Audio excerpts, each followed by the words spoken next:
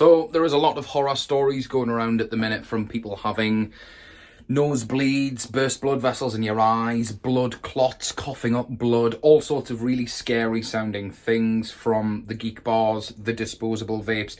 And what people really need to realise is that the geek bars and the disposable vapes are no different to any other vape technology. They work in exactly the same way. And the problem is not even with the devices. It's the nicotine that is in there is called salt nicotine. And now what salt nicotine is incredibly smooth. So it doesn't get harsh on your throat on the way down, but it is also incredibly strong. So you really feel the effects without feeling it on the way down. Again, if you imagine vodka with no burn or something like that, it's along the same sort of lines. Now, nicotine is going to massively increase your blood pressure. That is what it does. It is obviously a minor stimulant, and it is going to increase your blood pressure. The smaller you are, the more effective that dose of nicotine, which is the strongest you can legally get. It's always going to be 20 milligrams or 50 if you're in places where that's legally allowed. Obviously in the UK here, there are some 50s around still that people can get their hands on, generally sold from corner shops and stuff. But the problem is the younger generation getting a hold of these vapes, thinking that they are regular vapes. The problem in them is the nicotine. Vaping is not inherently terrible for you. It is not good, and you should not do it if you didn't previously smoke.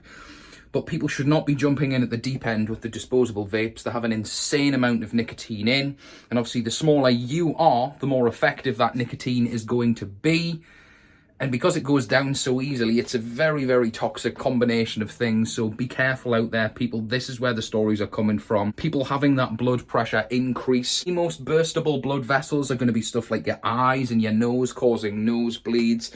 I'm not sure about coughing up blood and stuff like that. You really shouldn't be doing that from a vape. In my entire time working in vape stores, could even just be burst blood vessels in the actual lungs, and obviously you're just going to cough that up. It's not good. It is a lot healthier for you, 95 to 97% according to the NHS, than smoking. But the main thing here is education. People who buy these disposable vapes need to understand how strong they are, and people seem to not. If you do not already have a nicotine addiction, do not buy the disposable vapes. Buy a proper vape, put a proper level of nicotine in that is appropriate for you personally, and see where you go from there.